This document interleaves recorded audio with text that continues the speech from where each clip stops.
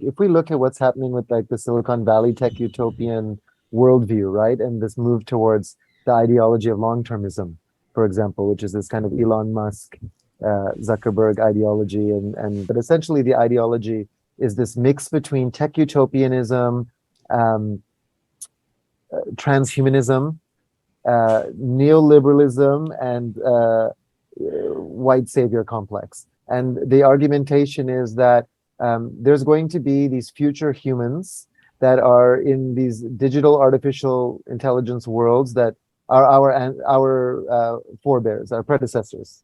They will come after us. We will be their ancestors. And what the calculation, which is just this made up abstract number that Nick Bostrom, one of the fathers of transhumanism, has invented, 10 to the power of 58, right? So 10 with 58 zeros after. And these are future humans in some digital realm that we would have created, and we owe it to them to create a world in which they have what they need, which, you know, justifies why we need to mine Mars and the moon and asteroid belts and give them the kind of safe harbor, because each one of those lives is as important as our life in the here and now, right? That's essentially the ideology.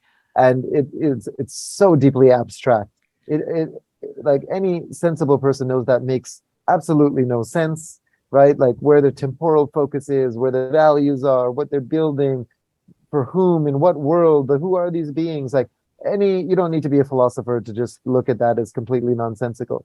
These overdeveloped left brain ideologies of tech utopianism, of transhumanism, really belong to a certain set of people who are largely male, mostly Western educated, disproportionately white, disproportionately went to the same schools in Silicon Valley, Stanford, the same Ivy League schools, very strong disproportion of being on the spectrum of some kind.